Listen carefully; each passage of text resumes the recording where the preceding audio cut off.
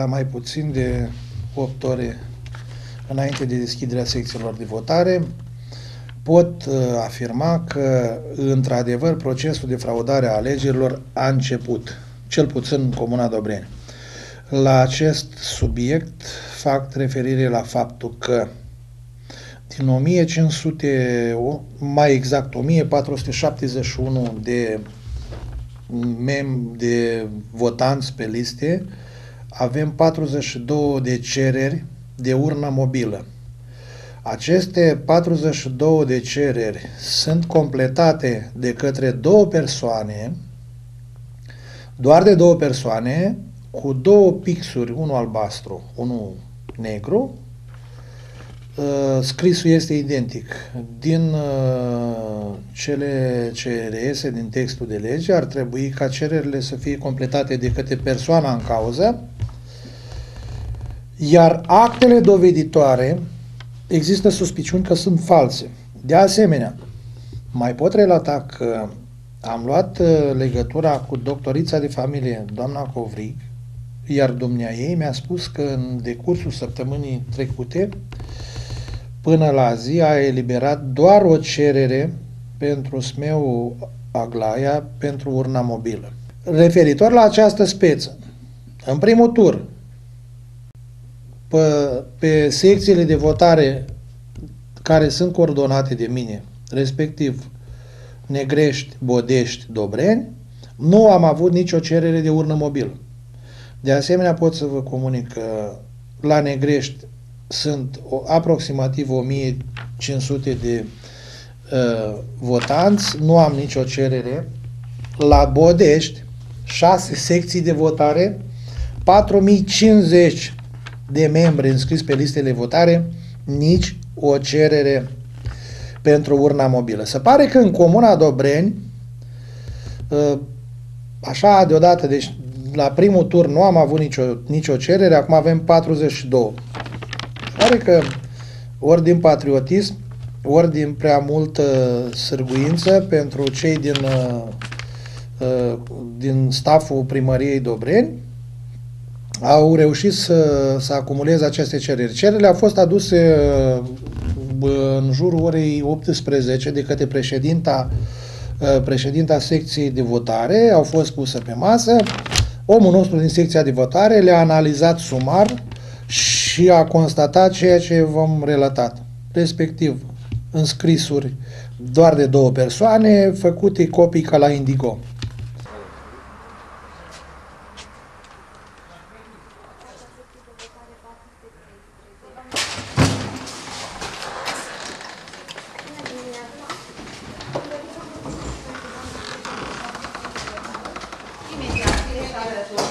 Aveți certificat de cerere de urmă mobilă?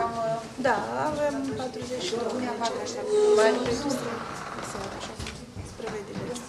Aceste cereri îndeplinesc condițiile BEC și deciziile BEC, respectă deciziile BEC? Da, au anexate adeverințe medicale. Sunt completate de persoană, respectiv în cauză, deci nu este nimic în neregulă? Eu n-am sesizat nicio neregulă. Vă asumați aceste cereri ca ar fi corecte și legale? Din punctul meu de vedere, sunt corecte. Vi le asumați, da? Da. Știți că în cazul în care nu sunt corecte, contravenția este de între 15 și 45 de Atât timp cât prezintă actul medical anexat, cererile sunt semnate, deci eu nu am cum să verific acele semnături și... Nu este același scris, nu este aceeași semnătură pe cerere, adică nu coincide scrisul de pe una de pe alta. Vă dați seama că noi nu avem timp acum să facem analiză grafologică. Deci noi le-am înregistrat ca atare. Am înțeles că s-a făcut o întâmpinare. Nu, avem o solicitare pentru eliberarea unor xerocopii după aceste cereri. După cereri, da. Va primi persoana, deci este membru în birou, va primi răspuns, întrucât nu avem condiții, iar legea nu spune că trebuie să eliberăm xerocopii după acele cereri. Doar după tabelele electorale, dar la finalul procesului special.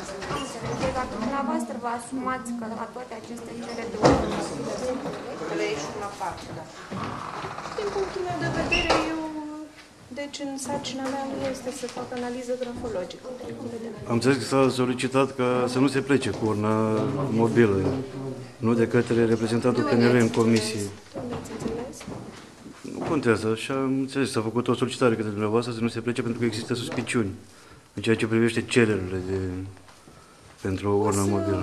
O analizăm situația. S-a făcut o astfel de solicitare? O să vedem, nu știu, o să vedem. Deci, cum o să vedeți? S-a făcut sau nu? Noi nu facem anchetă, gata, aici am avut de declarat, am declarat. nu a făcut nimeni solicitare la niciun reprezentant din secție să nu se plece cu această urmă? Că sunt nereguli? Nu avem aici o întâmpinare, tot a unui membru din birou va primi răspuns. Păi când va primi răspuns? După ce plecați cu urna și vă întoarceți? Deocamdată n-a plecat nimeni cu urna, da? Și soluționați problema înainte să se plece cu urna mobilă? Normal, normal. Deci Întâi o să vedem despre ce este soluționați vorba. această întâmpinare Și după înainte să aia, plecați cu urna deocamdată mobilă? cererile nu au primit avizul, doar au fost înregistrate.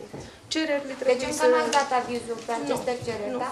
nu. Deci nu se pleacă cu urna mobilă Nu se până nu se pleacă soluționează această până nu au întâmpinare, nu? acceptul președintelui. Deci, președintele Deci își o să va aviza. verificați aceste O cereri să verific înainte acele cereri și să se plece, da? Sigur, sigur că da. Eu vreau să fac o sesizare în legătură cu o secție de votare la Dobreni.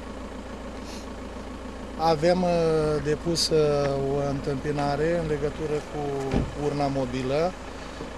Omul nostru care a depus întâmpinarea a constatat că toate cererile care sunt făcute, 42 de cereri pentru urnă mobilă, sunt scrise de una și aceeași persoană. Și dorim să se facă cercetări în acest sens. La Dobreni sunt 42 de cereri identice, scrise de aceeași persoană. Eu mă aflu în centrul comunei, la secția de votare.